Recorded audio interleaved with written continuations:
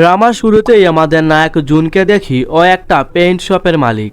ওর কর্মচারীদের জন্য fried chicken কিনে নিয়ে আসে। তখন একটা মেয়ের ছবি দেখে অবাক হয়। মেয়েটা ওর এক্স ছিল। এরপর রাতে ওর বন্ধু ওকে ছবি আর ড্রামার স্ক্রিপ্ট দিয়ে আসার জন্য বলে। ও 15 বছর আগের ঘটনা মনে করে। ওর আর গনসেনার সম্পর্ক ইন্ডাস্ট্রি জেনে গেলে সেনা সব দোষ জুনের উপর দিয়ে দেয় নিজের ক্যারিয়ার বাঁচানোর জন্য। মানে জুন একজন সুপারস্টার ছিল। ওর সাথে সেনার সম্পর্ক জানাজানি হয়ে যাওয়ায় সেনার জন্য নিজের অ্যাক্টিং ক্যারিয়ার ছেড়ে দেয় আর এখন এরকম জীবনযাপন করছে। জুন বাধ্য হয়ে সেটা মেনে নেয়। সিন প্রেজেন্টে আসে। জুন স্ক্রিপ্ট দেওয়ার জন্য একটা হোটেলে যায়। সেখানে ওর একটা মেয়ের সাথে দেখা লাগে। মেয়েটা একটা লোকের সাথে দেখা করতে এসেছে। এদিকে জুন নিজের ফেস হাইড করে স্ক্রিপ্ট দিতে যায়। স্ক্রিপ্ট দিয়ে ও সেখান থেকে চলে আসে। অন্যদিকে মেয়েটা মানে নায়িকা জিয়ং একজন সাংবাদিক। লোকটা মিস্টার ইয়ংসুককে মেরে ফেলেছে। জিয়ং কেন মেরেছে জিজ্ঞেস করলে লোকটা ওকে টাকা দিয়ে মুখ বন্ধ রাখার জন্য। কিন্তু জিয়ং টাকা আর ড্রিঙ্ক এক করে সেটা খেয়ে লোকটাকে রিফিউজ করে দিয়ে সেখান থেকে চলে আসে। এদিকে জুন গাড়িতে বসে এমব্রেস ফিল করছিল সেনার সামনে এভাবে যাওয়ার জন্য। তখন সেনা ওর সাথে দেখা করে আর এখানে আসার জন্য ওকে কথা শোনাতে থাকে। এরপর জুন রেগে সেখান থেকে চলে আসে আর গাড়ি চালিয়ে যেতে থাকে। ও সেনাকে কতক্ষণ গালাগালি করে। এরপর 15 বছর আগে ওদের একসাথে কাটানোর সময়ের কথা মনে পড়ে। গাড়ি চালানোর সময় ও হঠাৎ গাড়ির মধ্যে জিয়ংকে দেখে অবাক হয় আর বলে তুমি এখানে এলে কি করে। জিয়ং ড্রাঙ্ক ছিল। ও মনে করে জুনোকে কিডন্যাপ করে নিয়ে এসেছে। তখন ও পুলিশকে ফোন করে। জুনোকে ফোন করতে নিষেধ করে। পরের সিনে ওদের দুজনকে পুলিশ স্টেশনে দেখি। পুলিশ ওদেরকে গাড়ির সিসিটিভি ফুটেজ দেখায়। জিয়ং ড্রাঙ্ক ছিল তাই ও জুনের গাড়িতে ভুলে উঠে পড়েছে আর এটা নিয়ে ওদের দুজনের মধ্যে ভুল বুঝাবুঝি হয়েছে। পুলিশ ওদের দুজনের মধ্যে সেটেলমেন্ট করে দেয়। জিয়ং নিজের কাজের জন্য জুনের কাছে ক্ষমা চায়। এরপর ও আবার মাতলামি করতে থাকলে জুন ভয়ে পুলিশ স্টেশন থেকে বেরিয়ে আসে। জিয়ং পুলিশ স্টেশনের বাইরে বসেছিল। জুন ওর জন্য হ্যাংওভার মেডিসিন নিয়ে আসে আর বলে সামনে থেকে এরকম করো না। জিয়ং ওকে ধন্যবাদ জানায় আর নিজের নাম্বার দিয়ে বলে প্রয়োজন হলে কল করতে। জুন চলে আসে। এরপর জিয়ং ইয়ংসুকের ফিউনারেলে আসে। ওনার প্রেগনেন্ট ওয়াইফকে দেখে ওর খুব খারাপ লাগে। পরের দিন সকালে জুন কাজ করছিল। তখন সেখানে একটা লোক আসে। ওনার স্ক্রিপ্টে প্রিন্টে ভুল ছিল, সেগুলো ঠিক করার জন্য। জুন কোথায় কোথায় ভুল আছে সেগুলো দেখিয়ে দিতে বলে। লোকটা ওকে এক নাগারে ভুল দেখিয়ে দিতে থাকে। এসব দেখে জুনের অবস্থা খারাপ হয়ে যায়। ও কাজ করার জন্য সময় চায়। তখন ওর কর্মচারীরা সেখানে চলে আসে। ওদের সবার কাছে লোকটাকে অদ্ভুত লাগছিল। ওরা লোকটার নামে বদনাম করছিল আর পেছনে তাকিয়ে দেখে লোকটা সেখানে ওদের কথা শুনছে। রাতে জিন লোকটার লেখা পুরো স্ক্রিপ্ট পড়ে আর ওর সুনাম করে। এরপর ও যখন দোকান বন্ধ করে বের হয় তখন লোকটা ওকে পিছন থেকে জড়িয়ে ধরে আর বলে আমি তোমাকে চিনতে পেরেছি। প্রতি স্পিনে বোনাস। আমি জানি এটা অবিশ্বাস্য শোনাতে পারে, কিন্তু কিছু বিনামূল্যের নগদ অর্থ উপার্জন করা অনেক সহজ হয়ে গেছে এবং আমার অনুসারীরা ইতিমধ্যেই এটি করে ফেলেছে। ফাহিম, আজাদ, আবরার এবং হাসিবকে অনেক ধন্যবাদ, তারা এটি করেছে এবং ইতিমধ্যেই জিতেছে। আপনিও এটি করতে পারেন। আমার পিন কমেন্টে থাকা লিঙ্কে ক্লিক করুন এবং 1x প্ল্যাটফর্মে নিবন্ধন করুন। নিবন্ধন করার পরে ন্যূনতম 300 টাকা জমা করুন। উপহার বিভাগে যান এবং আমার প্রোমোকোডটি প্রবেশ করান। এরপরে আপনি তাৎক্ষণিকভাবে 50,000 থেকে 1 লক্ষ টাকা বোনাস পাবেন। আপনি বাজি ধরার পরে বিকাশ, নগদ, রকেট উপায়ের মাধ্যমে এই অর্থ আপনার ব্যাংক অ্যাকাউন্টে স্থানান্তর করতে পারেন। আপনি কিসের জন্য অপেক্ষা করছেন? আমার পিন কমেন্টে থাকা লিঙ্কে এখনই ক্লিক করুন, নিবন্ধন করুন, জমা করুন এবং জিততে শুরু করুন। কারো সাহায্যের প্রয়োজন হলে 1x 24/7 গ্রাহক সহায়তা প্রদান করে এবং যে কেউ 50,000 থেকে 1 লক্ষ টাকার পুরস্কার জিতবে। ডিয়ার, এটা শুধু একটা অ্যাড ছিল, এসব সাইটে না যাওয়াই ভালো। তুমি মুভিতে অভিনয় করতে, আমি আমার মুভিতে তোমাকে কাস্ট করতে চাই। জুনোর কথা শুনে হাসতে থাকে আর ওকে না করে দেয়। এরপর বেয়ং সারাক্ষণ ওর পেছনে ঘুরতে থাকে ওকে রাজি করানোর জন্য। নেক্সট সিনে জুন আর হুয়াং একসাথে ড্রিঙ্ক করছিল। হুয়াং বলে আমি ওর স্ক্রিপ্টটা পড়েছি, এটা অন্যরকম, তুমি চাইলে কাজ করতে পারো। জুন বলে তুমি আমার ফার্স্ট ম্যানেজার ছিলে, আমাকে ইন্ডাস্ট্রি থেকে বের করে দিয়েছে, আমি আবার কি করে সেখানে যেতে পারি। হুয়াং বলে তুমি যদি সেনার সাথে সম্পর্কে না জড়াতে তাহলে আজকে তোমার এই অবস্থা হতো না। জুন ওর কথায় রেগে গেলে হুয়াং ওকে বুঝায়। এরপর জুন আবার বেয়ং এর মেসেজ পেয়ে এবার কাজ করতে রাজি হয়। বেয়ং ওর মেসেজ পেয়ে খুশিতে লাফাতে থাকে বাসের মধ্যে। সকালে বেয়ং এর পুরো টিম স্ক্রিপ্ট নিয়ে কাজ করছিল। কাজ শেষে বেয়ং জুনের সাথে আলাদা কথা বলতে চায়। বেয়ং জুনকে বলে ভালো করে নিজের মধ্যে ক্যারেক্টারটা আনতে। জুন সারাদিন প্র্যাকটিস করতে থাকে ক্যারেক্টারের মতো হওয়ার জন্য। ওদের শুটিং শুরু হয়। বেয়ং এক সিনে মিমি জুনকে দিয়ে বারবার করাচ্ছিল আর ঠিক করে এক্সপ্রেশন দিতে বলছিল। জুন রাগারাগি করে, ওদের দুজনের মধ্যে ঝগড়া হয়, কিন্তু তারপর ওরা শুটিং করে। এভাবে ফাইনালি ওরা শুটিং শেষ করে। শুটিং শেষ হওয়া উপলক্ষে সবাই একসাথে পার্টি করছিল, কিন্তু জুনের মন খারাপ ছিল। বেয়ং তার কাছে আসে আর ক্ষমা চায় ওকে দিয়ে বারবার একই সিন করানোর জন্য। ও জুনকে ড্রিঙ্ক অফার করলে ও অ্যাকসেপ্ট করে আর বলে, আমি চাই না আমাদের আর দেখা হোক। এরপর জুন ওর অভিনয়ের জন্য একটার পর একটা অ্যাওয়ার্ড পেতে থাকে। ওর পুরো অবস্থা পরিবর্তন হয়ে যায়। ও একটার পর একটা অ্যাডভাইসমেন্ট কাজ করতে থাকে। সবার কাছে ও পপুলার হয়ে ওঠে। ওর টাকা পয়সা, বাড়ি গাড়ি সবই হয়, কিন্তু ওর একটাই আফসোস ছিল যে সবাই ওর ক্যারেক্টার ডিটেকটিভ কাং পিলগুকে পছন্দ করত, ওর রিয়েল ক্যারেক্টারকে না। হুয়াং বলে, তুমি অন্য আর একটা মুভিতে কাজ করলে ঠিক হয়ে যাবে। এদিকে জিয়ংকে দেখি ওর অনেক পরিবর্তন হয়েছে। ও অনেক হার্ড ওয়ার্কিং করে, যার জন্য বেস্ট জার্নালিস্ট অ্যাওয়ার্ড পায়। ও এখন পলিটিক্যাল রিপোর্টার। তারপর জার্নালিস্ট অফিসে দেখি একটা মেয়ে জিয়ং এর সিবি দেখে তারপর মিটিং করতে চলে যায়। এরপর ও হোটেলে একটা সেলিব্রিটিকে ভয় দেখিয়ে ওর থেকে সিক্রেট ভিডিওর কথা জেনে নেয়। তারপর ওর চিফকে কল দিয়ে বলে নতুন খবর পেয়ে গিয়েছি।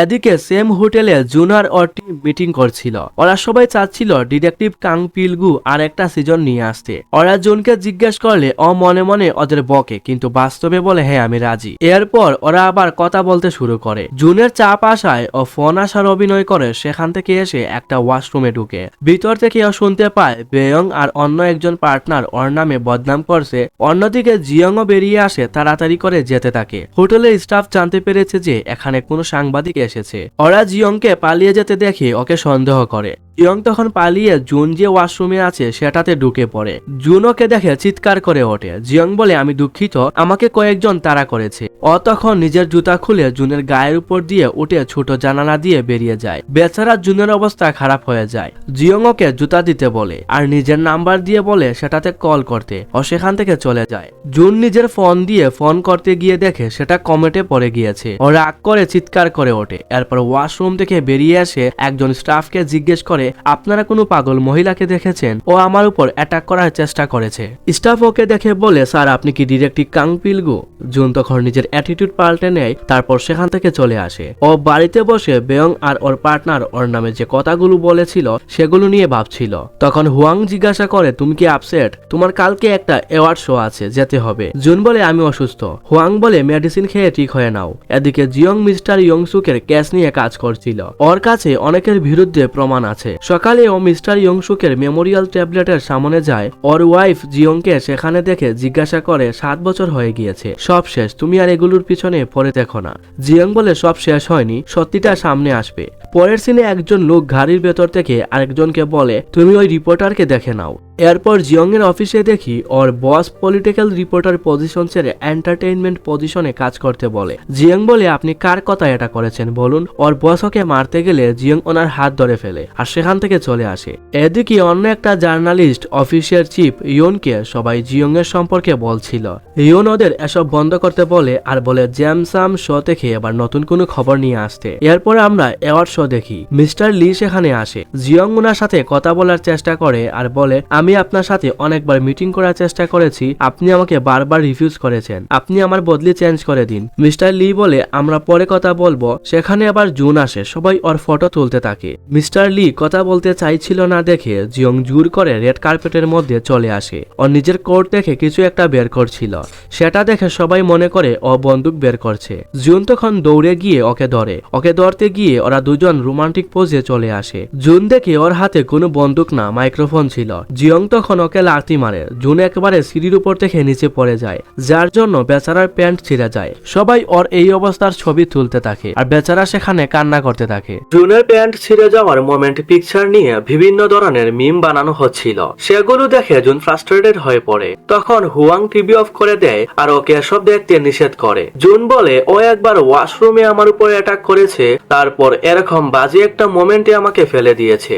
এর মতো বাজে ঘটনা আমার জীবনে আর একটাও নেই। হুয়াং বলে তুমি হঠাৎ ওকে ধরতে গেলে কেন? জুন বলে এটা ডিটেকটিভ কাং পিলগুর দোষ, আমি মনে করেছি ও কারো উপরে অ্যাটাক করবে। জুন আফসোস করতে থাকে ও সেদিন কেন লাল বক্সার পরেছিল। পরের সিনে জিয়ং ইয়ন সিং অফিসের সামনে দাঁড়িয়ে থাকে। অনেক ভাবার পর ও ভিতরে ইন্টারভিউ দিতে যায়। ইয়ন ওর ইন্টারভিউ নিতে থাকে। জিয়ং বলে আমি আমার আগের অফিসে ওদের জন্য অনেক কাজ করেছি, কিন্তু ওরা আমার সাথে এটা কি করে করলো? ইয়নকে ড্রামা নিয়ে অনেকগুলো প্রশ্ন করলেও কোনোটার উত্তর দিতে পারে না। শেষে জিজ্ঞেস করে রেড পিঙ্কে ছিল? জিয়ং এমব্রেসড হয়ে বলে হ্যাঁ। ইয়ন বলে আমি জানি সে ঘটনায় তুমি ছিলে। ও জিয়ংকে কাজ দিয়ে দেয়। এদিকে জুনের জন্য ডিটেকটিভ কাং পিলগু ড্রামার নিউ সিজনের স্ক্রিপ্ট নিয়ে আসা হয়। জুন হুয়াংকে ভিতরে ডাকে। হুয়াং ওদের চলে যেতে বলে আর জুনের সাথে কথা বলতে চলে যায়। জুনের আগে বলে তুমি বলেছিলে 4টা সিজন করলে শেষ, এখন আবার 5 নাম্বার সিজন। আমি কি মৃত্যুর আগ অব্দি এই ডিটেকটিভ কাং পিলগুর অভিনয় করে যাব?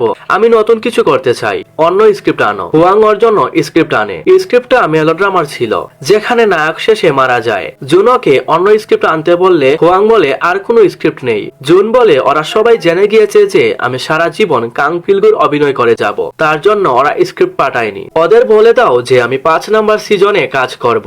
এরপর জুন ডিটেকটিভ কাং পিলগু ড্রামার সিজন 18 অব্দি কাজ করতে করতে পুরো বুড়ো হয়ে যায়। জুন হঠাৎ প্লেনের মধ্যে ঘুম থেকে ভয়ে লাফ দিয়ে ওঠে। তার মানে এটা ওর স্বপ্ন ছিল। ওর পাশে একজন ছিল যে ওর এরকম ব্যবহারে বিরক্ত হয়। ওদের কাছে একজন অটোগ্রাফ নিতে আসলে জুন মনে করে ওর অটোগ্রাফ, তাই ও দিয়ে দেয়। কিন্তু লোকটা ওর পাশের জন লিজের কাছে আসছে। বেচারা তখন লজ্জা পেয়ে ঘুমানোর ভান ধরে। এদিকে অফিস থেকে জিয়ংকে পাঠায় কেপ অফ গাইড নিউজ কভার করতে।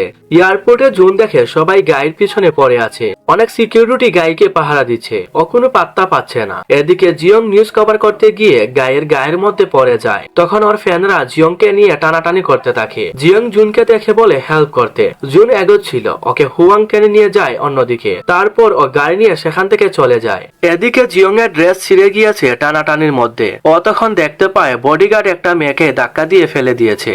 ও মেয়েটাকে হেল্প করে আর বডিগার্ডের সাথে ঝগড়া করে। ওকে এভাবে ঝগড়া করতে লিজে দেখে আর ওর ব্যাগ পরে থাকতে দেখে লিজে সেটা নিয়ে ওকে দেয়। লিজের জিয়ং এর এই অবস্থা দেখে হাসি পাচ্ছিল। জিয়ং বলে হাসছো কেন, এটা কি হাসির সময়? ও তখন গায়ের ফ্যানদের এদিকে আসতে দেখে লিজের হাত ধরে দৌড়াতে থাকে। কিছুটা দৌড়ানোর পর ও থামে আর ফ্যানদের বলে তোমাদের যা কথা আমার সাথে বলো, ওকে ছেড়ে দাও। মেয়েগুলো বলে আমরা তোমাকে ধন্যবাদ বলতে এসেছি কারণ তুমি আমার বন্ধুকে হেল্প করেছো। মেয়েগুলো ধন্যবাদ জানিয়ে সেখান থেকে চলে যায়। লিজে বলে তুমি আমাকে প্রটেক্ট করতে চেয়েছো কেন?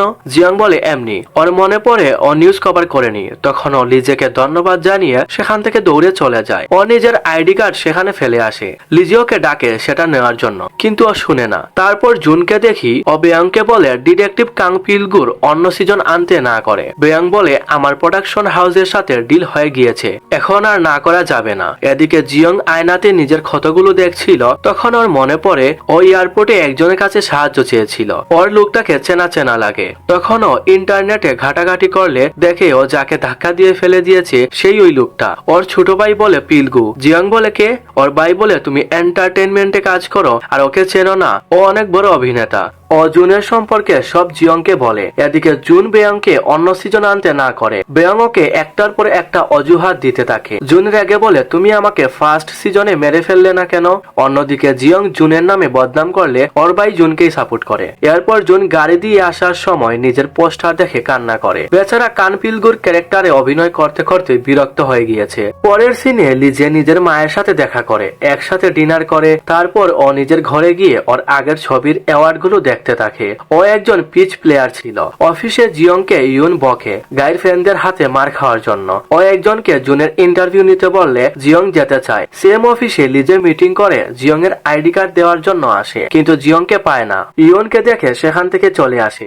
এদিকে জিয়ং জুনের ইন্টারভিউ নিতে আসে। ভিতরে ঢোকার সময় জিয়ংকে দেখে সুজাং, যে নায়িকাকে ভয় দেখিয়ে জিয়ং ভিডিও নিয়েছিল আগে। সুজাং ওকে চিনতে পারে। এরপর জুন জিয়ংকে বলে এটা কি আমাদের ফার্স্ট মিটিং? জিয়ং বলে আমাদের আরো দুবার দেখা হয়েছে। জুনের তখন মনে পড়ে এই মেয়েটাই ওকে ধাক্কা দিয়েছিল, যার জন্য ওর প্যান্ট ছিঁড়ে গিয়েছে। আর এই মেয়েটাই ওকে বাথরুমে অ্যাটাক করেছিল। জুন ওর উপর রাগারাগি করে। আর হুয়াং বলে ওর অফিসে ফোন করে দেখো তো ও আসল রিপোর্টার কিনা। জিয়ং ওর আচরণে অবাক হয়। এরপর ও আসল রিপোর্টার জানার পর জুন ওর ব্যবহারের জন্য জিয়ং এর কাছে ক্ষমা চায়। তারপর ইন্টারভিউ শুরু হয়। জিয়ং ড্রামা না দেখেই ইন্টারভিউ নিতে এসেছে। ও ও জুনকে উল্টা প্রশ্ন করলে জুন বুঝতে পারে যে ও ড্রামা দেখেনি। জুন রেগে বলে, আপনি হয়তো অনেক বিজি তাই ড্রামা দেখেননি, মিটিং এখানেই শেষ, আগে ড্রামা দেখুন। ও রেগে সেখান থেকে চলে আসে। ইয়ন জিয়ং এর সাথে ফোনে রাগারাগি করতে থাকে, ইন্টারভিউ নিতে পারেনি বলে। জুনের সাথে হুয়াং রাগারাগি করে রিপোর্টারের সাথে এরকম বিহেভ করার জন্য।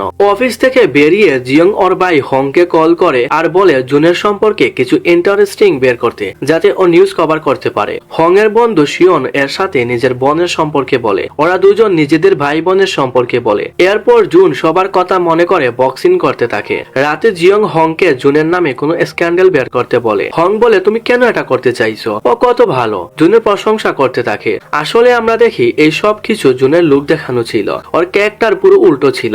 জিয়ং সব সময় বলে এগুলো ওদের লুক দেখানো, আড়ালে ওদের অন্য রূপ আছে, সেটা আমি বের করব সবার সামনে। এদিকে জুন নিজের কষ্ট এআই এর সাথে শেয়ার করছিল, তখন ওর ছোট ভাই সিয়ন সেখানে আসে। অন্যদিকে হং জিয়ংকে জুনের আর সুয়ার পোস্ট দেখায়, ওদের সেম পাসপোর্ট হোল্ডার ব্রেসলেট এসব দেখিয়ে বলে ওদের মধ্যে কোনো সম্পর্ক ছিল শিওর। জিয়ং খুশি হয় আর আর্টিকেল লিখতে গেলে হং বলে, কিন্তু একটা সমস্যা আছে, এটা 3 বছর আগের পোস্ট। জিয়ং ওর উপরে রেগে যায়। পরের দিন সকালে জিন আর সুয়ার ডেট স্ক্যান্ডাল ভাইরাল হয়ে যায়। হুয়াং বলে, তুমি রিপোর্টারের সাথে এরকম ব্যবহার করেছো, এটা সেটারই ফল। জুন বলে, আমি ওকে ছাড়বো না, ওর নাম আমার সবসময় মনে থাকবে। জিয়ং অফিসে এসে ইয়নকে বলে, আর্টিকেল যে আমি লিখেছি আর্টিকেলে আমার নাম নেই কেন? ইয়ন বলে, তুমি একটা কাজও ঠিক করে করতে পারো না, ওদের 3 বছর আগেই ব্রেকআপ হয়ে গিয়েছে। নেক্সট সিনে মেট্রোপলিটন এজেন্সিতে দেখি জুন সেখানে একটা প্রোগ্রামে ফান্ড দিতে এসেছে। ওর ইন্টারভিউ নেওয়ার জন্য সেখানে অনেক রিপোর্টার ছিল, সাথে জিয়ংও ছিল। জুন জিয়ংকে সেখানে দেখে সেখানকার একজনকে বলে ওকে সেখান থেকে বের করে দেয় আর ইন্টারভিউ নিতে দেয় না। জিয়ং রেগে সেখান থেকে বেরিয়ে আসে আর বাহিরে জুনের পোস্টারে লাথি মারে।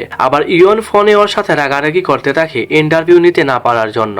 এরপর জিয়ং জুনের নামে অনেকগুলো আর্টিকেল লিখে সেগুলো পাবলিশ করে। তারপর ও যখন অফিসে নিজের ইমেল চেক করে দেখে সবাই ওকে ইমেল করছে যাতে আর্টিকেল গুলো ডিলিট করে আর ওকে হুমকি দিচ্ছে। ইয়ন এসে বলে, আমার কাছে জুনের ফ্যানদের বাজে ইমেল আসছে। জিয়ং ওর কাজের জন্য ক্ষমা চাইলে ইয়ন বলে, ভালো কাজ করেছো, এটা চালিয়ে যাও। এদিকে হুয়াং জুনের সাথে এক্সারসাইজ করার সময় ওকে আর্টিকেল গুলো দেখায় আর বলে, তুমি রিপোর্টার সাথে এরকম করার জন্য ও এখন তোমার পিছনে লেগে আছে, চলো সব ঠিক করে নাও। জুন রেগে মেশিনের স্পিড বাড়িয়ে দিয়ে সেখান থেকে চলে আসে। এরপর চুন গিউ হলে ইয়ন জিয়ং হুয়াং জুন সব ঠিক করার জন্য মিটিং এ আসে। হুয়াং ওদের তরফ থেকে ক্ষমা চায়, ইয়ন জিয়ং এর পক্ষ থেকে ক্ষমা চায়। জুন হুয়াংকে থামায় আর বলে, তুমি ক্ষমা চাচ্ছ কেন, ওর ক্ষমা চাওয়া উচিত। জিয়ং বলে, তোমার মতো বড় লোকদের কাছে আমি কেন ক্ষমা চাইবো। ওরা দুজন ঝগড়া করে সেখান থেকে বেরিয়ে যায়।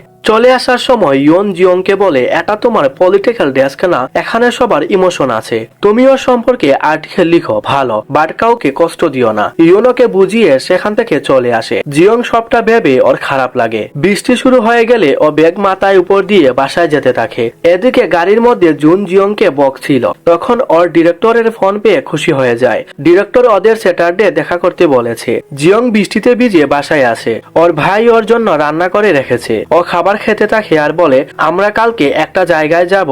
হং বলে, কোথায়? জিয়ং বলে, নতুন টিভি আনতে যাব। পরের দিন সকালে ওরা নতুন টিভি বাসায় নিয়ে আসে। এদিকে জুন ডিরেক্টরের সাথে ফুটবল খেলছিল, ও নিজেই বারবার গোল দিচ্ছিল আর খুশি হচ্ছিল। হুয়াং ওকে সাইডে এনে বলে, ডিরেক্টরকে সুযোগ দাও, তাহলে ও খুশি হবে। জুন এবার ডিরেক্টরকে গোল দেওয়ার সুযোগ দেয়। ডিরেক্টর গোল দিতে থাকে। জুন আর হুয়াং ওর সুনাম করে ওকে তেল মারে। খেলা শেষে ডিরেক্টর জুনকে নতুন ড্রামায় নিতে চায়। জুন খুশি হয় যে ও নতুন ড্রামায় অ্যাক্টিং করতে পারবে। ডিরেক্টর ওকে এই ড্রামায় সাইড ভিলেনের ক্যারেক্টারে দিয়েছে। ওর ক্যারেক্টার শুনে জুন বলে, আপনি আমাকে এজন্য এখানে রেখেছেন? ডিরেক্টর বলে, তোমার নামে অনেক রিউমার্স আছে, এর চাইতে ভালো কাজ তুমি আর পাবে না। সিন চেঞ্জ করে জিয়ংকে দেখি ও রামেন নিয়ে বসে পড়ে ডিটেকটিভ কাং পিলগুর ড্রামা দেখার জন্য। এদিকে জুন বাসায় এআই এর সাথে নিজের দুঃখ শেয়ার করে। এআই ওকে দুঃখ দূর করার জন্য ব্রাশ করতে বলে, তার জন্য ও ব্রাশ করা শুরু করে দেয়। অন্যদিকে জিয়ং ড্রামা দেখতে দেখতে এক্সাইটেড হয়ে পড়ে আর জুন ঘুমানোর চেষ্টা করছিল, কিন্তু ওর মাথায় জিয়ং এর কথা বারবার আসছিল। ও নিজের ফ্রাস্ট্রেটেড দূর করার জন্য ঝুরে ঝুরে চিৎকার করতে থাকে। এদিকে জিয়ং এর ড্রামা দেখতে দেখতে সকাল হয়ে যায়। ইমোশনাল সিন দেখে ও নিজেই নিজের মাথায় হাত বুলাতে থাকে। এভাবে ড্রামা দেখতে দেখতে ও জুনের প্রতি অ্যাডিক্টেড হয়ে পড়ে। এরপর রাতে ঘুমাতে গেলে ওর ঘুম আসে না, ও আরেকটা সিজন দেখা শুরু করে। এভাবে দেখতে দেখতে সকাল হয়ে যায়। ওর ভাই ওকে ডাকতে থাকে। বেচারি ড্রামা দেখে কান্না করতে করতে ভালিশ ভিজিয়ে ফেলেছে। এরপর ও ব্রাশ করার সময় হাঁটার সময় ওর মাথায় খালি জুনের কথাই আসছিল। ও নিজের অফিসের সামনে আসলে সেখানে জুনকে দেখে ও ওর দিকে তাকিয়ে থাকে।